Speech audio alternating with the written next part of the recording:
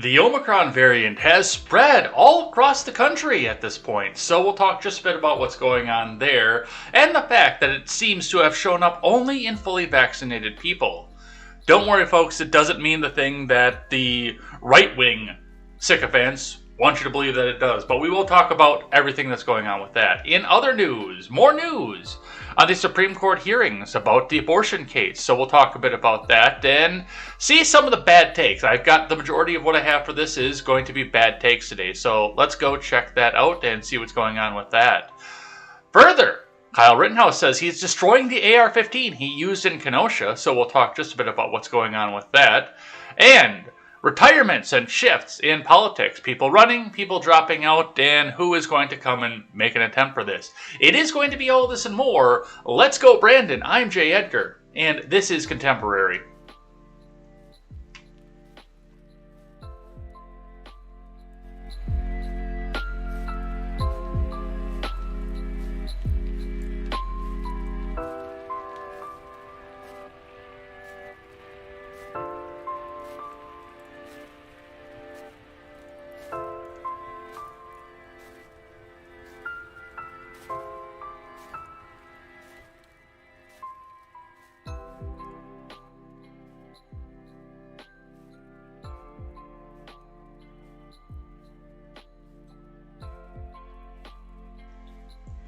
Good morning, Edheads. Welcome to Contemporary. My name is Jay Edgar, and we have got a bunch of stuff to get to today, in spite of the fact that we are going to have to get out of here right at 9.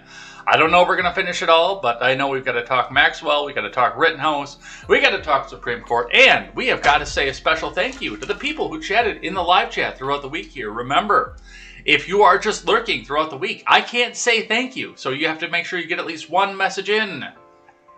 So that the robot picks up your name, and I can write it down on the sheet of paper here and say, hey, thank you for making Contemporary great. So I've got everybody's name from throughout the week here, and we'll say a special thank you, and we'll even go through some of the live chat today and see what you guys are doing, what you guys are saying over there. It's going to be a ton of fun with that. I know that you guys always put out your best efforts off of here, whether it be GrabBag43ML, who fucking hates me and doesn't like the fact that I don't talk to the live chat throughout the week, or Sea of Noise, who, well, pretty much comments out what his name suggests, a Sea of Noise. Regardless, we're going to go through here. I know you guys are going to bring your A game off of this stuff, so make sure that if you are lurking, you get at least one message in throughout the day here today, so I can say thank you for coming in and chatting with us here today. But before we get started, make sure you guys also go check out TurnSomePagesProductions.com. New website for fundraising is coming up here. Thank you very much for $580.80. That's going to go a long way to getting us started and getting us ready enough to go. I think what I'll do first with that is go reach out to our web host and pay for 2 years of hosting for them. Right up off the bat, I'll get through off of that because I've got enough in the account to do so. That way we don't have to worry about this, and everything else that we can do can make sure to go to the wonderful Bobby Joe, who's going to web develop this for us.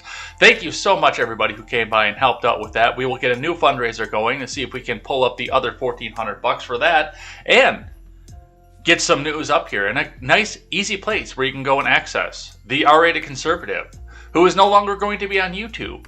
He said the hell with it because they push him around and keep banning his channel. So no more YouTube for the R-rated conservative. But you can also go check out the Daily Ignoramus, the Breakdown with Birkenhoff, the R-rated conservative. Well, I already said the R-rated conservative, the Freckles and Fritz Show, and the Porch Boys. Go check everybody out over there. All great creators. All of them are going to be coming forward onto the new website. So go and check them out. Go hang out with them. They're all great people. And we'll get everybody back up onto the front page helping out over here. All right. And we won't give the GoFundMe because we're ditching GoFundMe because they have no consistency.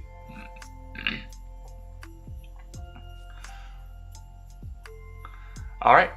Let's see what we have going on here, starting with the Dow. The Dow had an up day yesterday, erasing the losses it had the day before, back up 617.75. So a fairly decent day on the Dow. That's usually a good day, a 1.82% day. We're not seeing 5, 10, 15% days like we've seen in some other ones where they've got to stop the circuit breaker for people just shooting the prices out of the ceiling. But a decent day. Right now it looks like, according to IBD, we're kind of holding on a pattern here, wondering if if the employment numbers and the consumer price indexes are going to bomb out the economy back down into the sticks. But right now it's looking good. So for those of you who have retirements based in the Dow, take it where you can get it, then possibly do some switching around while we're up at the top, because I don't know where this is going to go. Looking in at your Bitcoin is at 56,175 US dollars and 90 US cents. Let's actually refresh that because that's from last night. Oh, we got up to 57,006 US dollars and 80 US cents on your Bitcoin. For those of you who trade in Bitcoin, looks like it's coming back up on the rise, but watch that Bitcoin because that's going to be the one that's most easily taxed under the new infrastructure bill. So that might get almost all taken away from you. Because we can't let the people get rich off Bitcoin. They might have upward mobility. But definitely something to watch and see where it goes as well. Your scrap metal prices. Copper on the average is on the up. Steel on the average is up. And aluminum is on the average down. Copper is mixed. Bare, bright wire, tubing, flashing copper, number 2 tubing are all up. But insulated wire, thin wire, and Romex are all down. Brass is up, but brass shells are down. For steel, BX steel, your conduit steel is up, light iron is up, number 1 steel is up, cast iron is up, rotors are up, complete car is up, shreddable steel is up, stainless steel is up. So they need that steel. On aluminum, can seems to be the laggard in aluminum because aluminum siding, clean aluminum copper fin, radiators, sheet aluminum, and rims are all up, but cans are down. Your individual plays, motors are down, ballasts are down, lead is down, batteries are down, all catalytic converters are down except for a large GM catalytic converter. Compressors are up, alternators are down, carbide is down, and all of your chip plays are up. So that's what we're seeing coming out of your industrials. If you got anything to recycle, use this chart accordingly to decide whether it's time to take it or hold on to it for just a little bit more.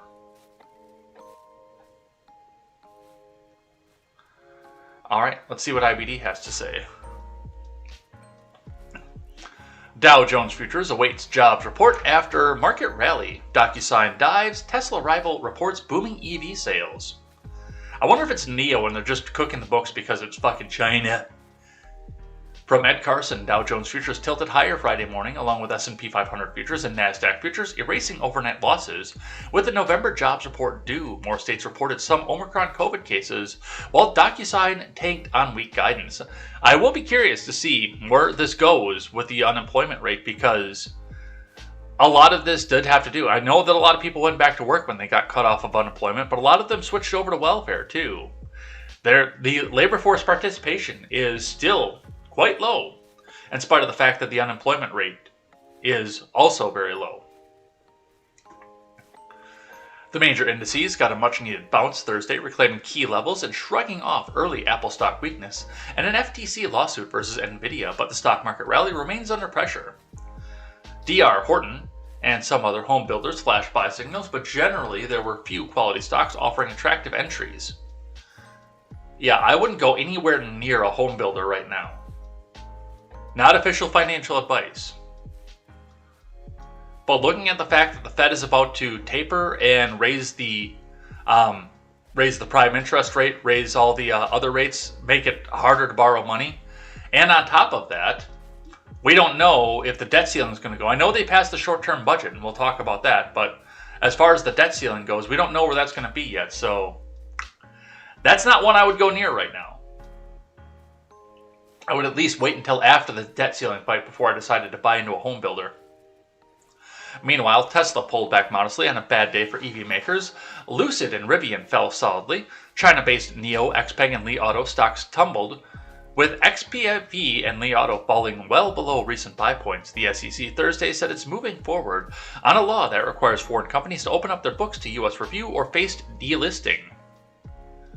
China EV giant BYD released booming November sales figures, dwarfing the sales of NIO, XPeng, and Li Auto. Unlike NIO stock, Li Auto and XPeng, BYD trades over the counter in the US. I wonder if that is, okay, comrade, you will have your state-sponsored car. And that's what's happening with that. I don't know. I don't know Chinese economics. I know it's a very mixed market, but I also would not be surprised to find out that the Chinese government gives away a car to the people, because to each according to their needs. FTC sues to block NVIDIA ARM deal. The Federal Trade Commission said Thursday afternoon it will sue to block the $40 billion NVIDIA takeover of UK-based ARM holdings. NVIDIA stock took the FTC ARM news in stride, rising 2.2%. ARM designs wireless chips for Apple and many of NVIDIA's rivals. Investors may have seen a high chance that regulators around the world would object to this biggest ever chip deal. After the close, Marvell Technologies, a chipmaker that's been holding up well, reported earnings, so did Ulta Beauty, and two former software leaders, Asana and DocuSign. Marvell stock surged overnight, signaling new high, while Ulta stock moved towards possible buy points. But Asana and DocuSign tumbled in an extended trade on weak guidance. Asana lost more than 10%, while DocuSign dove more than 30%. Oof. That's hard. Tesla and NVIDIA are on the IBD leaderboard. Tesla, NVIDIA, and D.R. Horton are on the IBD 50. D.R. Horton was Thursday's IBD stock of the day. On the jobs report, the Labor Department will release the November jobs report at 8:30 a.m. Eastern Time, so about 6 minutes ago. Economists expect to see non-farm payrolls up by 543,000, with the jobless rate edging down to 4.5%. It's unclear if economists or investors want a strong or weak jobs report. The most important report data point may be the labor force participation. If Americans stream back into the workforce, that could ease labor shortages that are eliminating economic growth while pushing up inflation via higher wages. The labor force participation rate is expected to tick up to 61.7% of all Americans ages 16 and up. Concerns about lasting inflation are a big reason why Fed Chief Jerome Powell and other policymakers are signaling that they could step up the pace of the bond taper, perhaps as soon as the December 14th to 15th meeting. The jobs report, based on mid-month surveys, won't show any impact of the Omicron COVID variant. Even if Omicron turns out to be no big deal from a health perspective, if it deters people from entering the labor force, it could have meaningful impact on the economy. In a best-case scenario, the Omicron variant has little impact while workers flood into the labor force. Democrat in office. On the futures, Dow futures were 0.1% above fair value, S&P 500 futures rose 0.1%, and NASDAQ 100 futures climbed 0.2%. All erased modest overnight lows. Futures turned lower Thursday evening after the New York reported 5 Omicron COVID variant cases. Hawaii reported an Omicron case. You're an island. Thursday night, saying it was the result of community spread with the infected person, not a recent traveler. Minnesota reported an Omicron case earlier Thursday after the CDC reported the first U.S. case in California on Wednesday. Crude oil prices rose nearly 3% on Friday morning. The November jobs report will surely move the Dow Jones futures and Treasury yield shortly before Friday's open. Remember, overnight action in Dow futures and elsewhere doesn't necessarily translate into actual trading in the next regular stock market session. So, well, we won't know what the jobs report is until after the show because I'm not going to go in and look at it right now, but, well, I guess we'll see where this takes the markets and what the actual numbers are. I mean, if it's 542,001 jobs, Biden's going to be clucking around saying, "Hey, come on, man, look at me, I had the best jobs report in history," even though, once again, that won't be the best jobs report of his presidency. But we'll see where it goes. Reading from Yahoo Finance. Stock market news live updates. Wall Street shrugs off second Omicron case. Dow soars over 600 points. From Emily McCormick. Stocks rose Thursday to reverse course after dropping a day earlier, with investors assessing the latest headlines on the Omicron variant and mulling lingering concerns around inflation. The S&P 500, Dow, and NASDAQ advanced in extended gains into afternoon trading. The S&P 500's 1.4% gain on Thursday was its best since mid-October. The move comes in contrast to the three major indices slide on Wednesday after the Centers for Disease Control and Protection announced that the first confirmed case of Omicron variant had been identified in the U.S. The discovery of a second case on Thursday did little to knock equities from their upward path. More than 24 countries globally so far have found at least one confirmed case of the variant first identified last week. The latest updates on the virus have come to the top of traders' ongoing anxiousness over rising prices. Monetary policymakers have also underscored these lingering inflationary trends, stoking concerns that the Federal Reserve may soon pivot away from its accommodative policies that helped support markets throughout the pandemic. In the Federal Reserve's Beige Book, or collection of anecdotes about economic conditions throughout the Fed districts, the central bank said it observed that prices rose at moderate to robust pace, with price hikes widespread across sectors of the economy. Federal Reserve Chair Jerome Powell also told lawmakers this week that he thought it would be appropriate for monetary policymakers to consider ending their asset purchasing tapering process sooner than previously telegraphed, or potentially before the middle of next year. That has, in turn, raised the specter that an interest rate hike could also come more quickly than previously anticipated after the conclusion of the Fed's tapering process. We've been hearing that story since January. We've been hearing that story for almost a year. Oh, no, we're going to taper it back. No. We're going to taper back the bond buying purchasing power. We're going to raise the interest rate. We're going to taper it. They started that on January 21st. They started talking about it. They still haven't done a goddamn thing about it. Except for watch the inflation rise through the fucking ceiling. But that's where we're at, looking at the Omicron and the economy going there. Reading. Well, before we get started, I did want to take just a little bit more finance time and let you guys enjoy this little anecdote from our friends over at Fox Business. DCCC blasted from all sides over tweet praising Biden for lowering gas prices 2 cents. From Andrew Mark Miller. The Democratic Congressional Campaign Committee was slammed Thursday over a tweet praising Biden for lowering gas prices when in fact gas prices have surged under his presidency. Thanks, Joe Biden, the DCCC's official account posted along with a graph that had no start date showing gas prices going down by 2 cents from November 22nd to November 29th. Twitter users immediately blasted the DCCC, with many pointing out that the price of gas is more than $1 higher than it was last year, and from those pointing out that the graph only shows a 2-cent decrease. Thanks, Joe Biden, Federalist co-founder Sean Davis tweeted, gas costs are over $1 a gallon more today than it did a year ago. The Washington Post, where democracy goes to die in darkness, published an article in response to the Twitter post saying it might be the worst defense of the Biden admin yet. Yeah, and once again, once the Washington Post, where democracy goes to die in darkness, is turning on you as a Democrat, you might be fucked. You're not helping, DCCC, the article written by Philip Bump stated. The DCCC did not immediately respond to a request for comment from Fox Business. That's because they saw their request, and then they started shrieking like harpies and saying, Fox News! It's also fake news! It's propaganda! That was a weird voice, and it did weird things to my throat. Oh no, it's Fox News!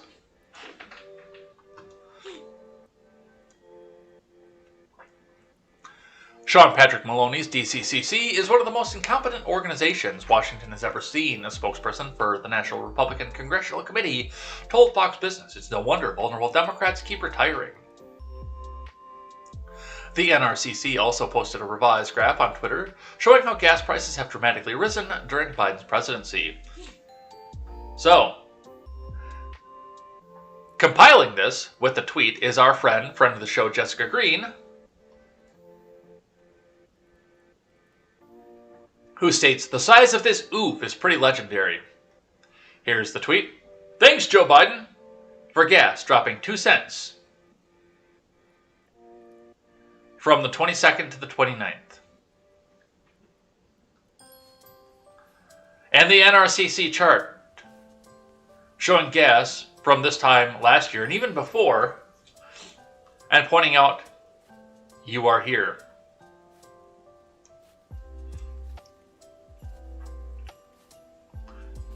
Yeah, the national average was $1.99 at 6.2.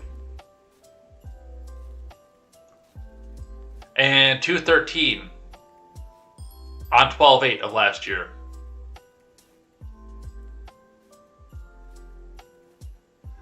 And now it's 3.42. But hey, we saved 2 cents.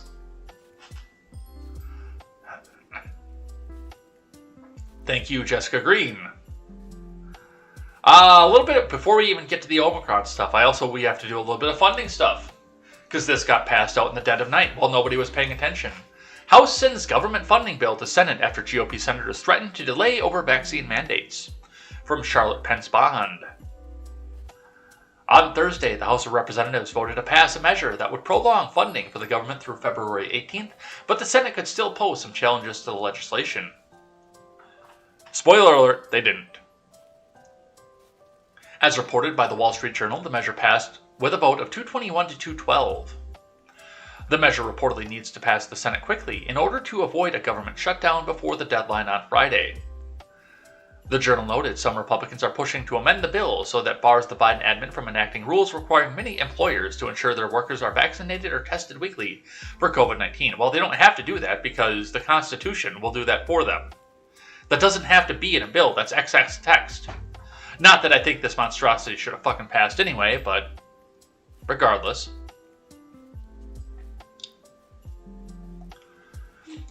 Let's see. NBC News reported that the Senate will probably hold a vote on the legislation Thursday evening. According to Senate Majority Leader Charles U. Schumer, it is looking good that we're going to pass the CR tonight and make sure the government stays open, Schumer told the press on Thursday following the House vote. Republican legislators want to be able to vote on the amendment with a simple majority bar instead of a 60-vote requirement. It appears that their hope might be for Senator Joe Manchin, a more conservative member of the Democrat Party, to vote on their side. I've been very supportive of a mandate for the federal government, for the military, for all work on government payroll. I've been less enthused about it in the private sector. So we're working through all that, Manchin said.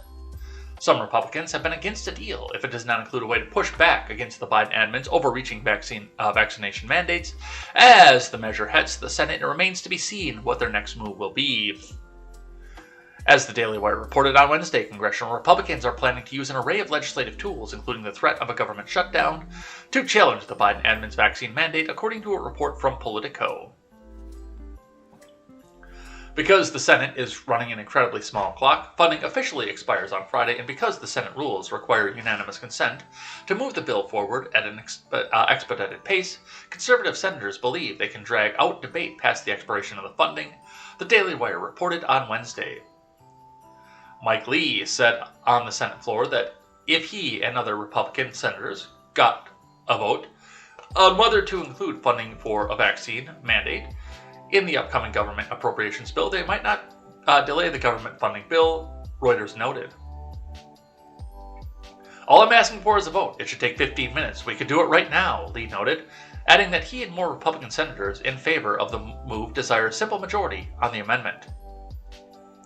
So that's what happened on the House side. Going on here with CBS News, Congress passes a short-term funding bill to avert shutdown. From Melissa Quinn, Catherine Watson, and Jack Turman.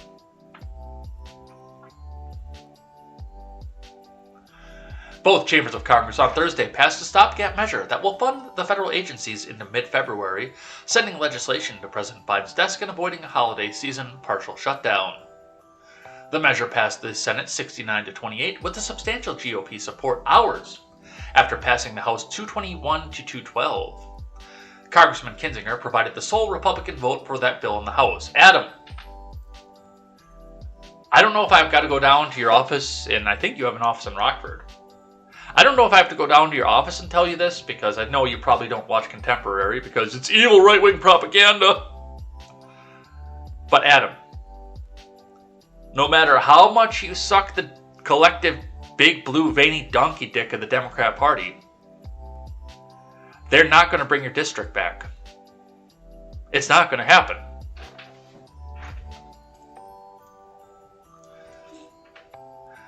Ladies and gentlemen, I'm happy to report that the government remains open, Senate Majority Leader Chuck U. Schumer said on the Senate floor after the measure passed.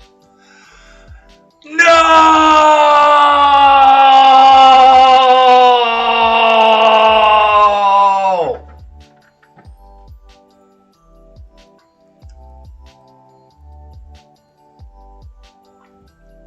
The bill, known as a short-term continuing resolution, extends federal funding at current levels through February 18th, but provides an additional $7 billion across 4 agencies to assist with relocation efforts for Afghan refugees.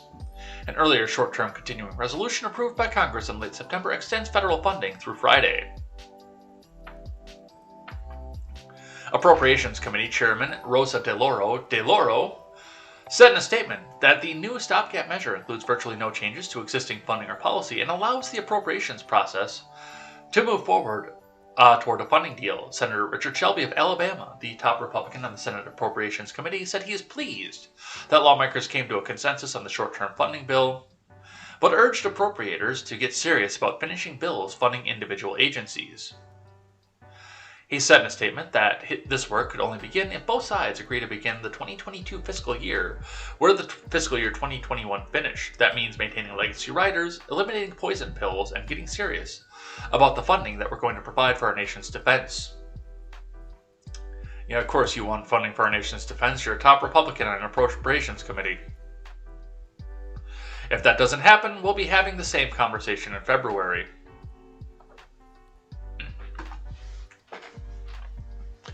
The White House urged swift passage of the bill, it said in a statement, and praised the $7 billion for Afghan refugee relocation efforts. It also urged lawmakers to reach consensus on individual appropriations bills to avoid having to pass yet another continuing resolution. Some Republicans tried to object to the short-term funding measure over the Biden admin's COVID-19 vaccine requirement, and Senate vote over the amendment to get rid of that requirement failed, but Senate Minority Leader Mitch McConnell suggested on Fox News that shutting down the government over the vaccine rules would just create chaos and uncertainty. You know, like having those vaccine rules in place would create chaos and uncertainty. We're not going to shut the government down, he said. It makes no sense for anyone. Almost no one on either side thinks it's a good idea. I think it's a good idea. Pelosi certainly agreed with that, and the provisions to strip funding for the vaccine requirements would have been a non-starter in the House. We're not going to go for their anti-vaxxing, she said.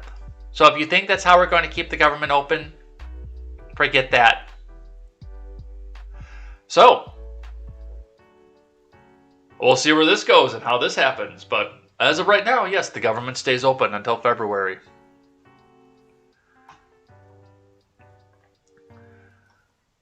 And one more finance thing before we get on into the Omicron. The supply chain issues have affected the tendies, you guys. It's hit the tendies. From today, supply chain crisis now threatening chicken tenders. This dinner time staple for many families may be a little more expensive due to the ongoing supply chain issues. From Scott Stump. It's enough to strike terror in the hearts of all parents whose children can't get enough of this dinner time favorite. Chicken tenders are the latest item affected by supply chain issues during the pandemic, which experts say means higher prices for them at the grocery store and at restaurants. The tasty kid staple joins items like maple syrup, wine and spirits, takeout containers, and coffee cups among the many products that have been made more scarce or more expensive by pandemic-related supply chain issues. For parents like Molly Edmonds of Scottsdale, removing chicken tenders from the family menu could mean a lot of frowning faces at dinner, or breakfast or lunch table. My kids eat hamburgers, french fries. I have to wrestle them to eat vegetables, Edmonds told NBC News correspondent Carrie Sanders on Today and Thursday. When I come home from the store and I don't have any chicken tendies, my kids are not happy. Yeah, Seawall's not happy when mommy comes home without chicken tendies too. The shelves have been empty recently. Restaurants have been out of chicken tendies, and that makes it very difficult when you have kids that have limited options, she said. Tendies, which are the smaller fillet of the whole chicken breast, require more processing to package and sell than chicken nuggets, which are made of scrap meat from the whole bird. That is why tenders can be harder to find or more costly, according to industry experts. Not the tendies. The price of a value pack of tendies has gone up nearly $1 per pound since this time last year, from $3.02 to $3.99 on average, according to the U.S. Department of Agriculture. Major chains like KFC and A&W have changed their marketing plans to omit tendies from promotion in order to avoid selling out of them.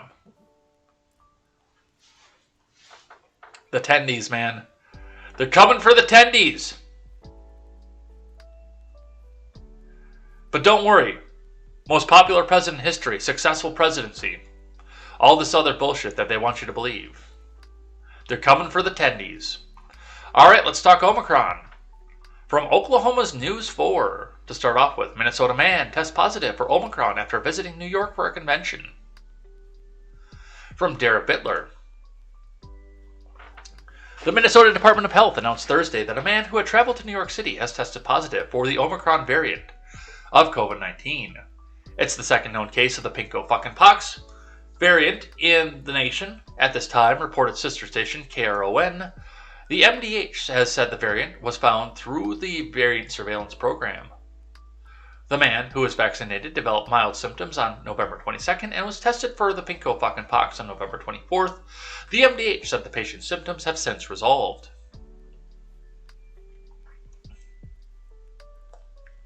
He told MDH that he traveled to New York City and attended Anime NYC 2021 convention at the Javits Center on November 19th to the 21st. Which kind of pisses me off because, you know, New York was one of the most locked down places in the world. And they're holding these big anime conventions. Meanwhile, and there are other problems that go along with that too. Meanwhile, in Wisconsin, there are other problems with what going on with what I'm about to tell you. Meanwhile, in Wisconsin, one of the staples and one of the ones that a lot of people around here, because I don't go to conventions, but I do follow a lot of cosplayers on Instagram, because I kind of like the craft a lot. Wisconsin's own Daishokan up in the Wisconsin Dells is shut down permanently. It will not be coming back.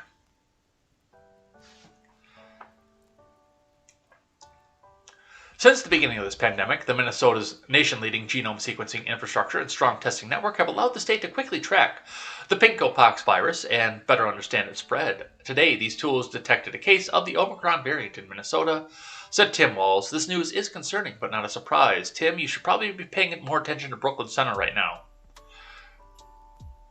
than you should be the pinko-fucking-pox.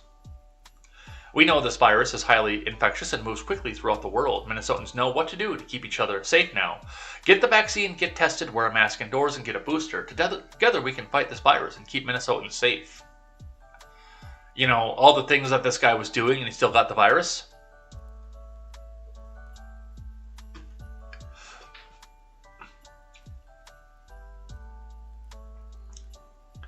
On Wednesday, a person in California who'd been vaccinated became the first in the U.S. to have an identified case of the Omicron variant. The San Francisco resident had traveled to South Africa. We still have more to learn about Omicron, but the most important thing we can do right now is to use the tools we have to make it as hard as possible for the virus to spread, Minnesota Commissioner of Health Jan Malcolm said. It's Jan Malcolm, not Ian Malcolm, because this isn't Jurassic Park. In addition to vaccination and boosters, we can slow the spread of the virus and all COVID-19 variants by using the tried and true prevention methods of wearing masks, staying home when sick, and getting tested when appropriate. The Brandon administration moved late last month to restrict travel from Southern Africa, where the variant was first identified and had been widespread. Clusters of the cases have also been identified in about 24 other nations. So, from California to Minnesota, it's here. From NBC, new U.S. cases of Omicron variant found in Minnesota, Colorado, and New York. From Alicia Fieldstadt and Erica Edwards. 4 states in the U.S. have identified new cases of the Omicron variant of the coronavirus. On Thursday, health officials from Minnesota, New York, and Colorado announced cases of the highly mutated variant, one day after the CDC reported the first individual detected with Omicron in California. The 3 cases in California, Minnesota, and Colorado have been mild, and those individuals are recovering, health officials said. Kathy Hochul announced Thursday evening that the state had confirmed 5 cases of the Omicron variant. Let me be clear, this is not cause for an alarm. We knew this variant was coming, and we have the tools to stop the spread, Hochul said. Get your vaccine, get your booster, and wear your mask. Hochul held a joint news conference with New York City Mayor Bill de Blasio, telling reporters that the early cases appear to be minor, non-life-threatening cases at this time. A 67-year-old woman in Suffolk County who traveled to South Africa tested positive November 30th following mild symptoms upon returning home. She had received at least 1 vaccination, but it was unclear whether the woman was fully vaccinated, Hochul said. 2 other cases were from individuals in Queens and 1 in Brooklyn, but their vaccination status was unknown. The 5th case was identified in New York City from a traveler, but Hochul did not have further details. Minnesota's Department of Health said an adult male who lives in Hennepin County was found to have the variant. He was vaccinated about 6 months ago and got his booster shot in early November. Officials with the department said during a briefing on Thursday. He had mild symptoms November 22nd, which have since been resolved. And this is also somebody who came from New York. Plus, they have it in Hawaii now, too. So, it's here. It's here. That's what we have for Omicron. Here is a tweet out from Ben. 1BJDJ. It's just a little bit of history repeating itself. The Berlin Wall of COVID at the supermarket segregating the vaxxed and the unvaxxed.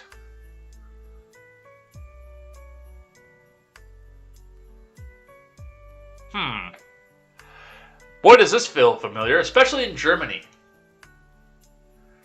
There wasn't somebody who owned a history book in Germany that looked at this and said, maybe we shouldn't do this?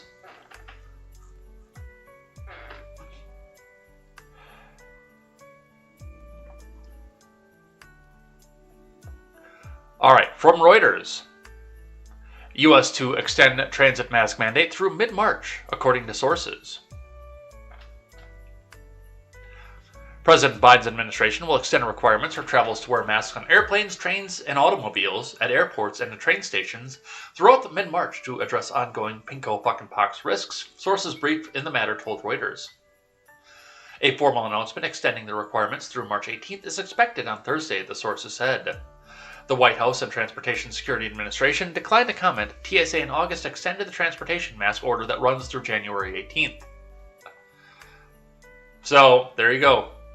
If you want to get on the airplane, you still got to wear the mask, no matter what.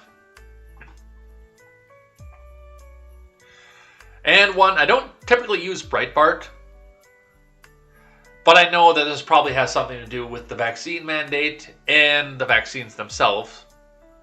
But it's Breitbart, so take it with a grain of salt. Breitbart is not green check verified. Twitter censors links to American Heart Association over vaccine research. Twitter is warning users that the website of the American Heart Association may be unsafe after it published an abstract in one of its medical journals containing research linked to mRNA COVID-19 jabs to heart inflation. The abstract was published in Circulation, a journal of the AHA, on the 16th of November. In their research, a team led by former cardiac surgeon Steve Grundy applied a cardiac test to measure a patient's 5-year risk of a new acute coronary syndrome. The abstract claims 14-point increase in 5-year risk of acute coronary syndrome in participants. However, the American Heart Association later attached an expression of concern to the study, warning readers it contains potential errors. From the study's abstract. Recently, with the advent of mRNA COVID-19 vaccines by Moderna and Pfizer, dramatic changes in the PULS score became apparent in most patients. This report summarizes those results, a total of 566 points, aged 28 to 97. Male to female ratio, 1-to-1, seen in preventative cardiology practice, had new PULS tests drawn from 2 to 10 weeks following the second COVID shot and was compared to the previous PULS score drawn 3 to 5 months previously pre-shot. Baseline IL-16 increased from 35 not equal to negative 20. Above the norm, 85 or 82, not equal to minus 75. Above the norm, post back.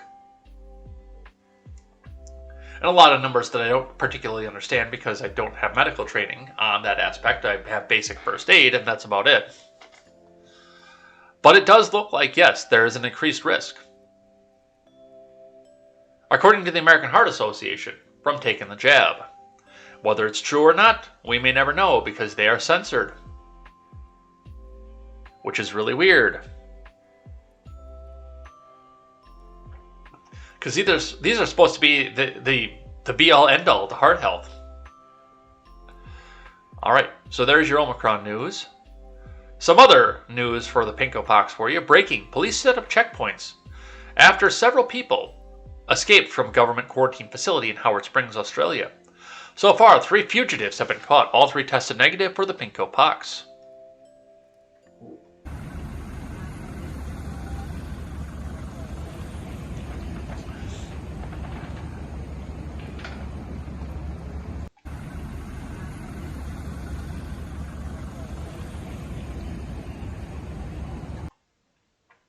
Totally voluntary, guys. Totally voluntary COVID camps.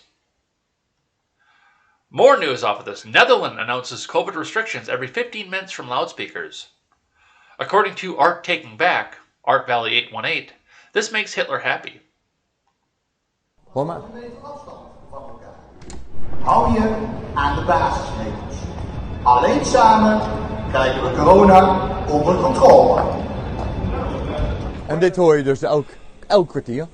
Elk kwartier, ja. Elk kwartier, de hele dag door. In het Nederlands en in het steenkolen Engels.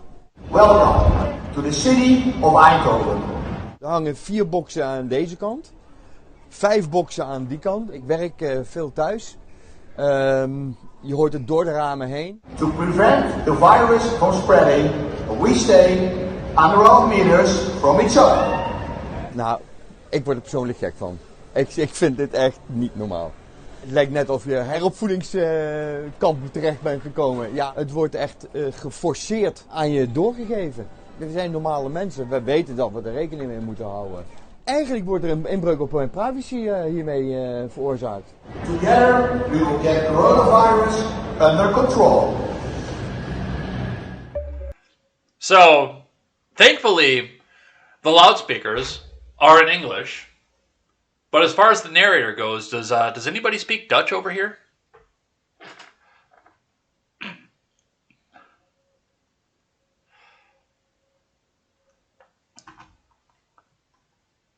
All right, let's move on. Let's talk about the Roe versus Wade argument. Starting with CNN, why John Roberts cited the private papers of the justice who wrote Roe versus Wade. From Joan Biskupic, CNN legal analyst and Supreme Court biographer, who totally doesn't have an agenda.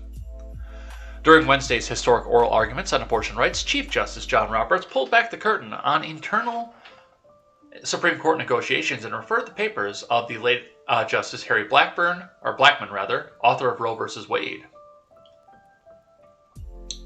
Roberts usually scorns any courtroom references to materials beyond the briefs and a record of a case, let alone a private debate among justices, but he wanted to support his position that a key part of the 1973 landmark decision that gave women the right to an abortion at the early stages of pregnancy could be scrapped without disturbing Roe's central holding.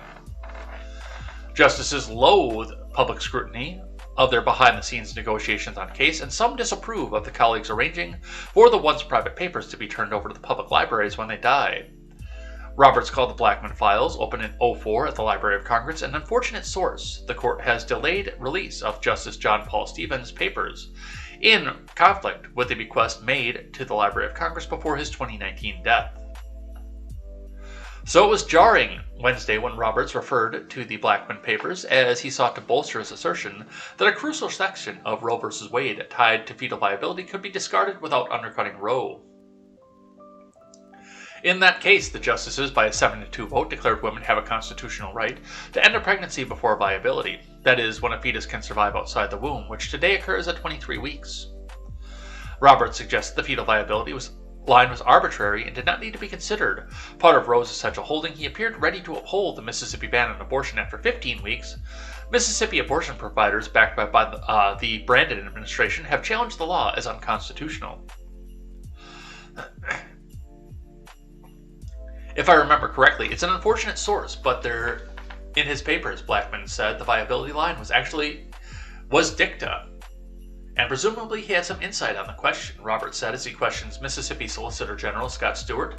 Dicta refers to statements that, in a ruling, are not necessary to the resolution of the case.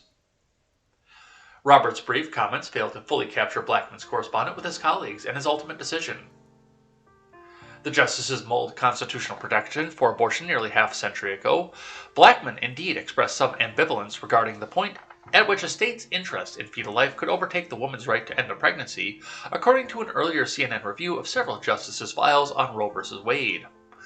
Blackman initially considered the end of the first trimester at about 12 weeks, but he became persuaded of the importance of fetal viability line because, as he wrote in one memo to colleagues, it has logical and biological justifications. There is a practical aspect too, Blackman wrote, for I'm sure there are many pregnant women, particularly younger girls, who may refuse to face the fact of pregnancy and who, for one reason or another, do not get around to medical consultation until the end of the first trimester is upon them or indeed has passed. In his final opinion, the 7th-justice majority, Blackman wrote, with respect to the state's important and legitimate interest in potential life, the compelling point is viability. This is so because the fetus then presumably has the capability of meaningful life outside the mother's womb. In Wednesday's hearings, Roberts returned to the work of Blackman, as he was then questioning Julie Reichelman, who represented the Jackson Women's Health Organization, challenging the 15-week ban. He insisted Blackman shunned a hard line in fetal viability, and Roberts again disparaged the public availability of his papers. It's like what Justice Blackman said when discussing among his colleagues, which is a good reason not to have the papers out that early, is that they don't have to address the line drawing at all in Roe, and they didn't have to address the line drawing at all in Casey. The Supreme Court's 1992 decision in Planned Parenthood v. Casey reaffirmed Roe and the right of the woman to end a pregnancy before the fetal viability. So, a lot of stuff moving with this, and I don't know where this is going to go. I mean, they're talking about there wouldn't be a decision until June. I don't know where to go with this.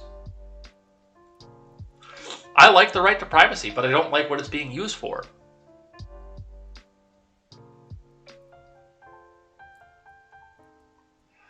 But that's one of the things that's going on with this. And the other one, this is, I believe, an op-ed. No, it's not an op-ed. Feminists in full-blown panic mode about state of Roe v. Wade. Hexeth. Fox News host Hexeth celebrated the potential overturning of Roe v. Wade in his opening monologue on Fox News Prime Time. Is there a video of this? Yes, there is.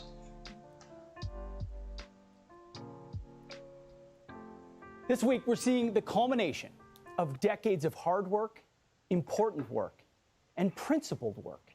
After hours of oral arguments, the Supreme Court appears set to uphold a Mississippi law that bans abortions after 15 weeks, setting the stage to at least radically alter Roe's precedent, and at best, yes, to overturn Roe v. Wade.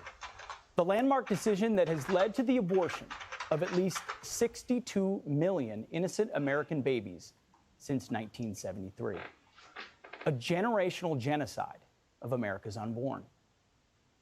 Now, worshipped by the left as a savior for women for far too long, Roe v. Wade seemed untouchable. Just 10 years ago, with Obama in the White House and a Supreme Court stacked with pro-choice justices, this day, it felt very far off. Until now. Because of the endless efforts of pro-life groups, activists, educators, mothers. Because of major technological advancements that prove that even at the earliest stages of life, as King David wrote in Psalm 193, "For you created my inmost being. You knit me together in my mother's womb. I praise you because I am fearfully and wonderfully made. Your works are wonderful. I know that full well. Your eyes saw my unformed body. Unformed bodies, knit together by God, not the decision of Planned Parenthood.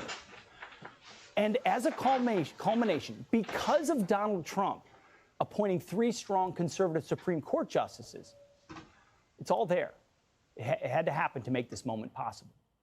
And sometimes it's worth taking stock and being grateful for the courage of so many generations before us for so long that made this special moment possible, a moment for life. And despite what the captured corporate media tells you, most Americans are actually against what Roe v. Wade protects, even if they don't necessarily realize it. 65% of Americans, according to a Gallup poll in 2018, say abortion in the second trimester should be illegal, even though Roe v. Wade allows it. It's actually just a small, loud, angry minority of radical feminists who really support unfettered abortion. And now, today, this week, they are in full-blown panic mode. They're terrified that the states, that we the people, not 9 people in black robes, will soon get a say in determining the all-important question of life, which really should be only answered by God. And in many states, but unfortunately not all, the genocide of generations could, of the unborn, come to the end. So in their desperation, the far left is trying to discredit members of the conservative Supreme Court for simply being men. Do any of you men have any eggs or the possibility of carrying a fetus? How dare you?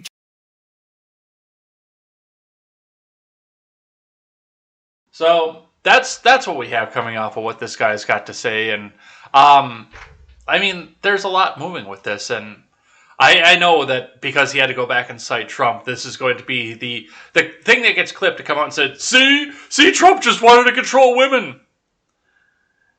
But he did bring up a good point in the fact that this is going to be the people getting to have the choice rather than 9 justices in robes, whether it be coming from the individual states coming up and making their own rules and laws for this, or sending the representatives to the U.S. Congress and the U.S. Senate to do so, rather than just 9 justices in black robes deciding it. So he had good points and he had bad points in that. He really did. But we'll see where that goes.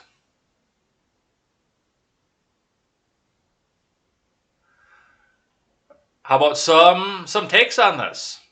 Including one I actually had to screenshot because it got deleted. The Gravel Institute will get first call off of this. Quote tweeting Senate Democrats, DSCC. Elect Democrats to protect abortion rights. Gravel Institute tweets out, narrator, it didn't work. It's kind of funny that they're throwing in the panic towel already, and I mean, we're not going to see anything off of this for 6 more months, most likely.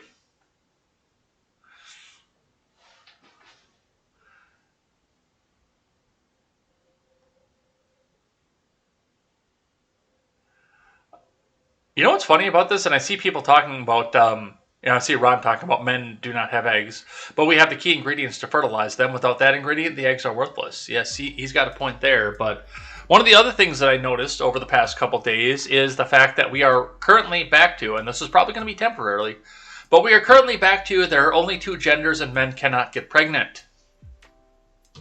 I tweeted that out last night. Here's one from Dr. Alicia P. Long. The guy who pulled his penis out on Zoom is a key CNN commentator on today's SCOTUS hearing on Mississippi abortion law. That's about all you need to know about the politics of gender in this country. Dude, Tubin is on your side. Tubin would probably simp for you, Dr. Alicia Long. Let's see what she looks like.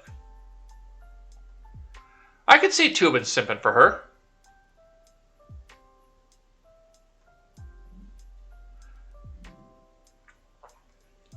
JW says CNN's reinstatement of Tubin shows how far the cable news network has fallen. It's television's worst version of tabloid news.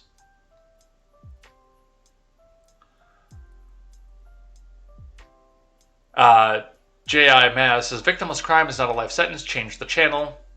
There are child labor laws, and this person is clearly a child if he thought that was appropriate workplace behavior.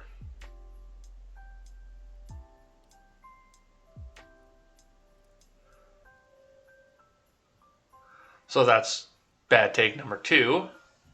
This is probably the worst take that I've seen. I can't believe that this Noah Smith dude looked at this tweet, said, yeah, that'll go over well, and hit the send button. Reading from Noah Smith, who has a blue check mark, and I have no idea why, because he writes about economics and tweets about rabbits. Check out his Substack. Noah Smith tweets out, okay, who's going to be the first to let conservatives know that since people of color are disproportionately high users of abortion, banning abortion will hasten the great replacement? And this guy got rightly fucking dragged for this. Rightly dragged. Jessica Green, wowza, this is really racist. You should probably delete it. Scott W. Hunter says, so your counter to the kooky great replacement nonsense is eugenics? Should have thought that one through. This is like the day not too long ago when Hannah Jones was trying to argue about school choice, saying that people really didn't want the money to follow the student because that would mean that people of color could go anywhere. Also reminds me of how progressives always portray black gun owners as being members of separatist militia groups. Lauren Chen, you admitting your side is committing racial eugenics is not the own against conservatives you think it is.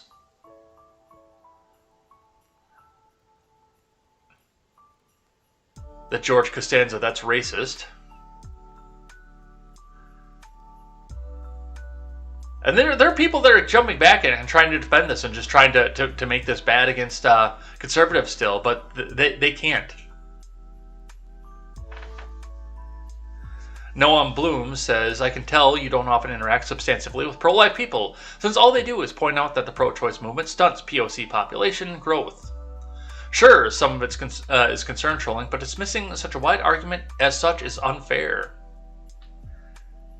Yeah, and like I said yesterday, they do typically put the Planned Parenthood, they don't put the Planned Parenthood in the nice upscale neighborhood. Let's use Kenosha once again as the example, because I know where it is.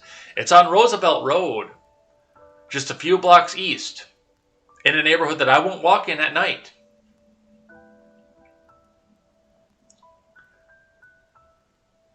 It's not in Whitecaps. It's not on the north side. Although, given Planned Parenthood's goals, it would probably be likely well for it to be on the north side. But it's not in upscale places. The only place I know of where there's a Planned Parenthood in an upscale part of town is Madison. Because they conveniently put it right next to the Technical College. It's nowhere near the University of Wisconsin, but it's right near the Technical College. Right near where the poor people go to school. But there really isn't a lot of bad neighborhood in Madison either. The worst neighborhood in Madison is better than moderate neighborhoods in Kenosha.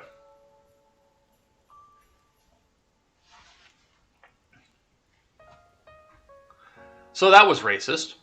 This one got deleted, but I was able to get the preview of it, copied and pasted into Discord, before it got deleted, so now I can use it here. Nell Scovell says, if Susan Sarandon had appreciated Hillary Clinton instead of trashing her, then that 6-3 split on the Supreme Court will look very different today. If you voted for Bernie, you don't get to complain about overturning Roe today. You helped make it happen. I didn't realize Susan Sarandon was the kingmaker in this situation.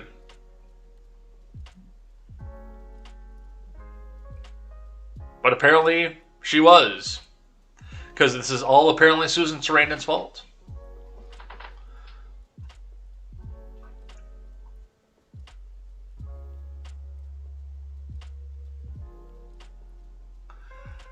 Our friend Arvold got on the stack for today. On a take that was so spicy, I had to think about that for a second. Tammy Duckworth, who was in a wheelchair, remember, tweets out, now is the time to codify Roe versus Wade into law. Which, there again, if the progressives really want this, work as hard as they can to get their representatives to Congress and make this into a law, if they really want this. I don't really want this, but if they really want this, then work as hard as they can. Arvold quote tweets this saying, "So, murdering children is what you will stand for?" And that gave me a little bit of an oof when I saw it.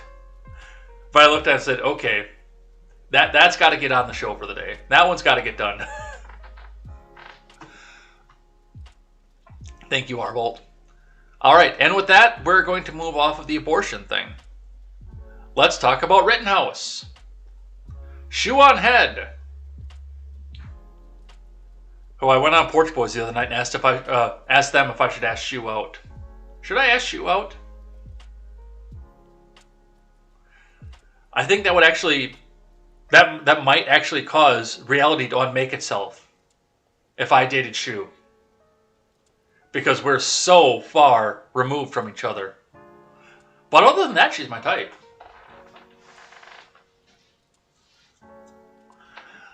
But she has a laughing take on this one here, so let's listen to what Kyle Rittenhouse had to say. We fired him because he was like going on with all this QAnon and election fraud stuff and just stuff we don't agree with.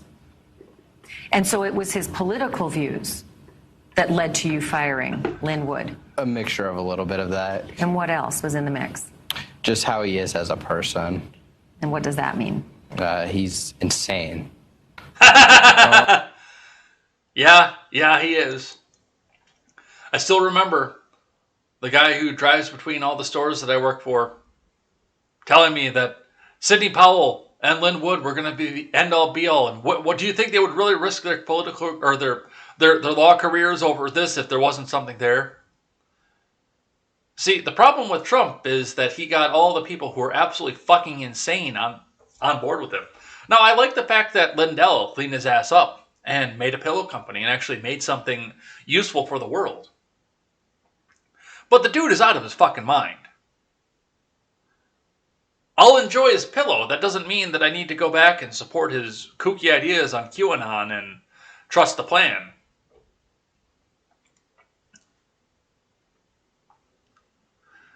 Moving on, some more Rittenhouse stuff. From NBC News, Kyle Rittenhouse says he's destroying the AR-15 used in Kenosha shootings. From Marlene Lenthang, Kyle Rittenhouse said he will destroy the AR-15 style weapon used in the fatal shooting of 2 people last year at a racial injustice protest in Kenosha, Wisconsin. In his appearance on the conservative podcast The Small Face Show, Rittenhouse said Tuesday that the gun was being destroyed right now. "We don't want anything to do with that," he said. Rittenhouse, 18, was acquitted on 5 felony charges related to his actions on August 25, 2020, during a protest over the shooting of a black man, Jacob Blake, by a white Kenosha police officer. Rittenhouse was charged with reckless homicide for the slaying of Joseph Rosenbaum and the intentional homicide of Anthony Huber. Is this the video from the Charlie Kirk show? I wonder. I was an innocent 17-year-old who was violently attacked and defended myself. I've never seen something... No, that's Tucker. No, we already watched some of that. Photos of Rittenhouse holding the AR-15 style weapon at Kenosha protests were widely circulated. He claimed that he was trying to protect property during the unrest, that he fired the weapon in self-defense. In the podcast, Rittenhouse said that he wanted to be a police officer from a young age to be able to help people. He also talked about taking the stand and saying, "My reason for taking the stand was I wanted the world to know who the real Kyle Rittenhouse was." He criticized Binger for pointing an AR-15 during a trial with his finger on the trigger to demonstrate to the court how Rittenhouse carried his gun during the Tedley protest, which was actually inaccurate, by the way, because any photo and any video that I've seen of that night, including the stuff that hadn't been released, his finger was outside the trigger guard.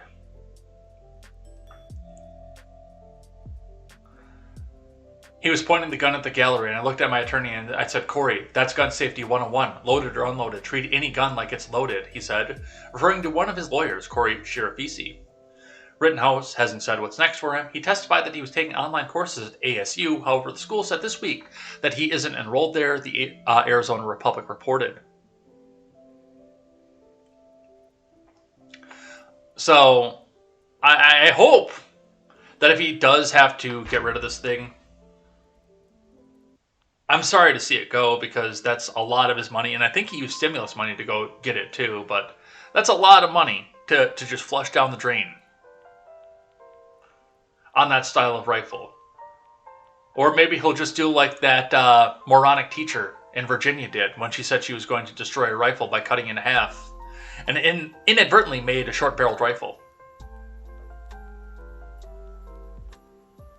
No, I'm talking about Rittenhouse's finger on the trigger, not Finger's. In any photo and video I've seen of Rittenhouse walking around that night, his finger was off the trigger guard.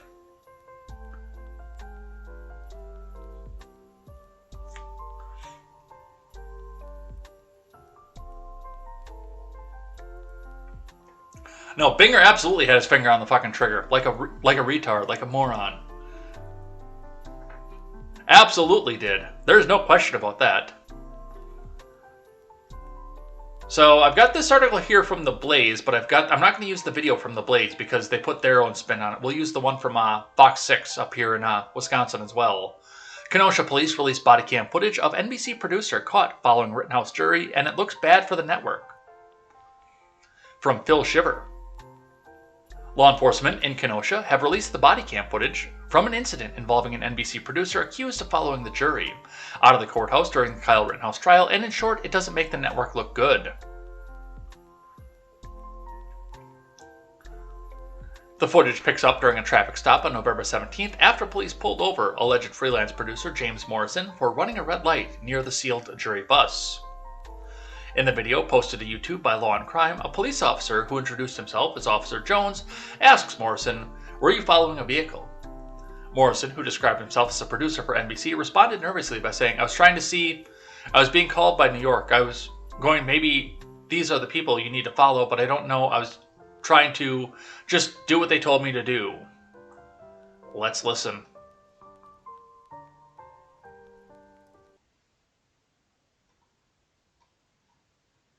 We're getting a better handle on an incident that happened during the Kyle Rittenhouse case that led the judge to ban a news organization from the courthouse. Ted Perry joins us here in studio with this new video, Ted, we're seeing for the first time. Yeah, Ben, it started with a traffic stop when a freelance producer for NBC ran a red light in the same area when the juror's bus was bringing them home for a night. Here's what 62-year-old James Morrison told a Kenosha police officer. Were you following a vehicle? I was trying to see, I was being called by New York going, maybe these are people you need to follow, but I don't know. Morrison explains to the officer he was just doing what he was told to do by New York, and with that, gets a booking producer from MSNBC on the phone to explain what he was doing. She says they were trying to find key players in the case. We were just keeping our distance, just to see like where people involved in the trial are positioned. By no means were we trying to get in contact with any of the jury members. The officer cited Morrison for running a red light and asked the news organization to not follow anyone involved in the case. And the next morning, Judge Bruce Schrader admonished the network for trying to approach jurors and ban them for the courthouse for the rest of that case. When asked by the officer if he had any personal ties to Kenosha, the Atlanta-based producer said he loved Kenosha, adding that he had covered golf at Whistling Straits, some 100 miles from the Kenosha County Courthouse. To know that, I guess. Ted, thanks. Appreciate it. We're getting a... I hadn't watched this video before this. I watched the one on The Blaze, but I hadn't watched this one. Yes, I know where Whistling Straits is.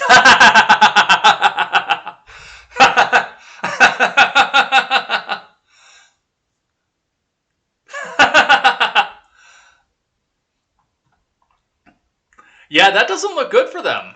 And of course, this is Fox 6 cutting it up and back together, but I mean, still.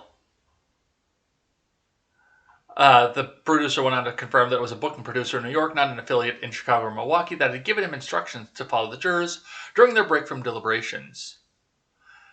Yeah, it might be time for a fine or maybe an arrest off of that one, because that is jury intimidation. That's not right.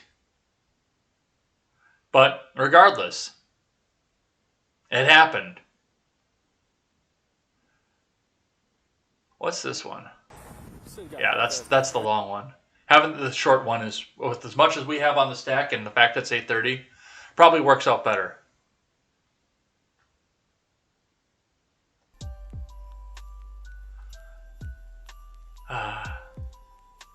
Whistling Straits. 100 miles away from Kenosha. But I love Kenosha. All right, let's talk Maxwell. Starting with CNBC, Ghislaine Maxwell trial, sex crimes accuser testifies Jeffrey Epstein took her to meet Trump when she was 14. From Dan Mangan and Tom Winter.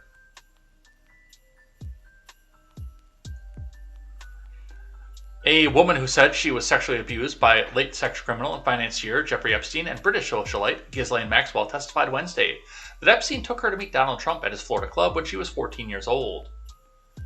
The woman, in testimony at Maxwell's federal sex crimes trial, did not allege any improper conduct by Trump when she met him at his Mar-a-Lago resort. That doesn't matter. You put the headline out, and that's what's going to get shared around. Nor did the woman characterize what happened at the meeting, which she confirmed on her cross by Maxwell's lawyer Laura Menninger in U.S. District Court in Manhattan. But the woman, who was testifying under the pseudonym Jane, also said she had competed in the 1998 Miss Teen USA beauty pageant, an event associated with Mr. Trump. A woman for Trump, did not immediately respond to a request for comment. Well, see, if she was 14 when she was going to meet with Trump for the 1998 Miss Teen USA beauty pageant, that would mean that she is probably about the same age as I am. Possibly a little bit older, because she might have met with him before that particular pageant. Maxwell is charged with procuring Jane and other then underage girls to be sexually abused by Epstein, a money manager who for years socialized with Trump, former President Clinton, Britain's Prince Andrew, Microsoft co-founder Bill Gates, and other wealthy and powerful people. Jane is the first of those accusers to testify at the trial, which began on Monday.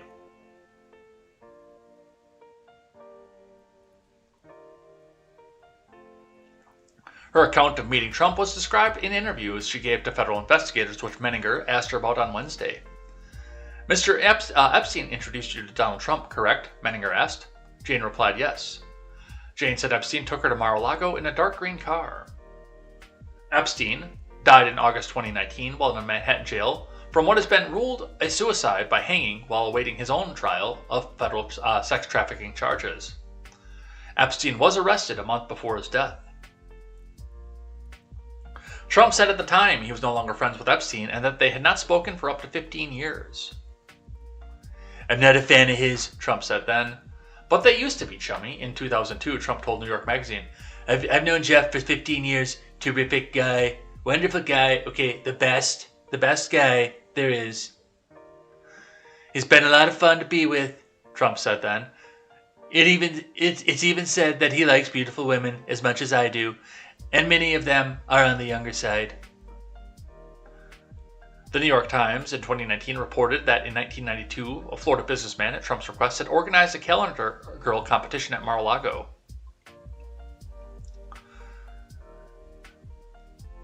I arranged to have some contestants fly in, the businessman, George Horanay, told the Times. At the very first party, I said, who's coming tonight? I have 28 girls coming. It was him, Trump, and Epstein. I said, Donald, this is supposed to be a party with VIPs. You're telling me it's you and Epstein? Horanay asked. So, and, once again, I know where this is going, what they're trying to do with this, because they're trying to pin, as long as this is going, as long as they can make this public, and as long as everybody wants to know something about it, they want it to be the first time you Google, you type on the Google machine, Ghislaine Maxwell trial. The first thing that comes up is an article that has Trump in the headline.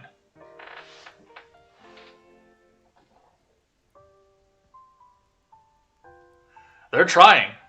They're trying. From the Miami Herald, Ghislaine Maxwell accuser faces harsh grilling over inconsistencies at sex trafficking trial. From Julie K. Brown and Ben Weeder. Under grueling cross-examination, a key prosecution witness in the Ghislaine Maxwell sex trafficking trial admitted Wednesday she gave misleading and evasive statements to the FBI during a series of interviews in 2019 and 2020. In those interviews, she couldn't recall any abuse by Maxwell and wasn't sure that Maxwell was present when she was sexually abused by Palm Beach millionaire Jeffrey Epstein. For most of the day, Maxwell's lawyer, Laura Menninger, pointed to inconsistencies between what the witness Jane told the authorities over the past 3 years and what she testified in court a day earlier. In one court exchange, Jane, who was using a pseudonym to protect her privacy, acknowledged that her memory of the events from more than 20 years ago had faded. Menninger pointed out that Jane told persecutors in 2019 that she was 14 when she was first abused by Epstein, and that it may have happened during a trip she took with him and Maxwell to see The Lion King on Broadway. But The Lion King didn't open on Broadway until '97, which would have made Jane 17, not 14. Well, that's interesting, because we just found out that she was 14 approximately when she went to go meet with Trump before competing in the Miss Teen USA 1998 pageant. I was incorrect, Jane, admitting later. Once again, my timeline was wrong. Upon further grilling by Menninger, Jane insisted that government reports misstated some of what she told FBI agents. A lot of this is out of sequence and inaccurate, she told the jury. I never saw this report before, and I wasn't recorded during any of the interviews. According to those reports, Jane also told the FBI that she couldn't recall whether Maxwell ever touched her or whether Maxwell was in the room when she was abused by Epstein. She said Epstein helped advance her education and career, and she visited him about every 10 days to 2 weeks from the time she was 14 until she moved to Los Angeles, when she was 18 and, at that time, much, much too old for Jeffrey Epstein.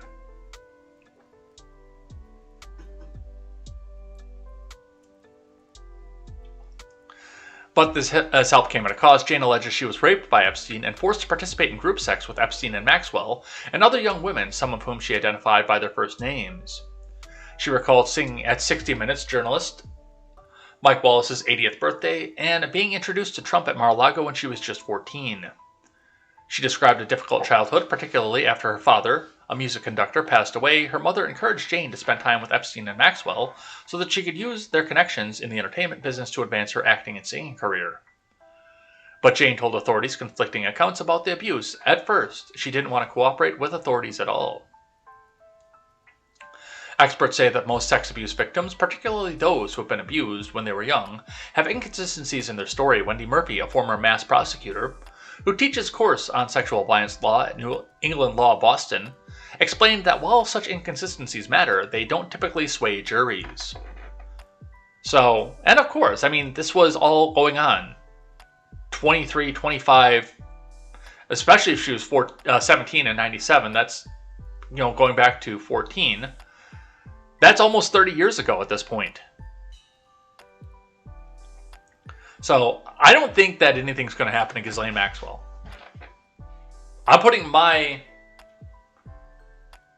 prediction in on this as well. I think she's going to get acquitted, and then, well, I think she's going to have a horrible bout of depression immediately afterwards.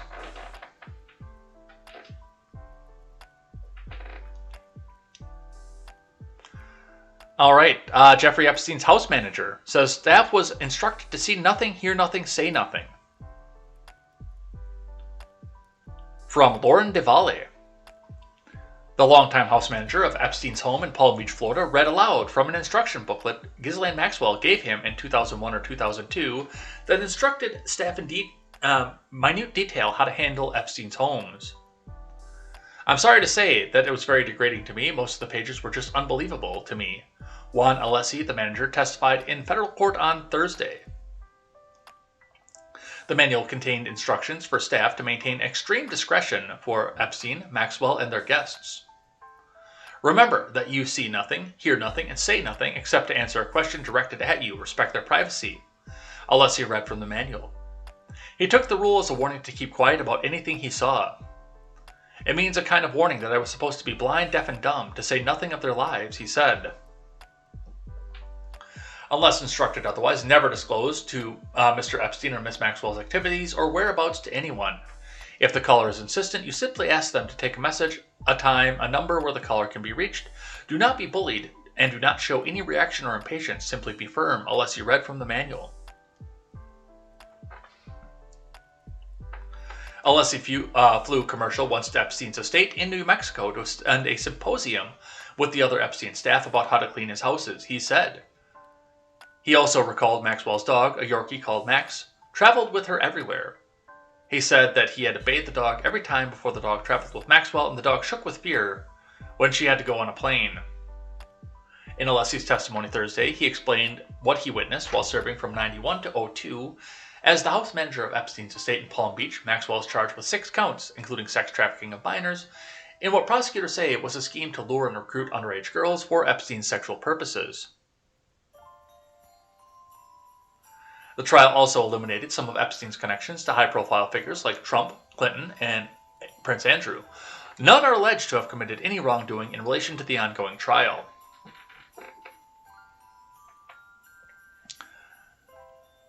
No, the guy's name is Juan, but it literally is. They get the book that says, you pick up the book and you say, no, Mr. Epstein, not here. No.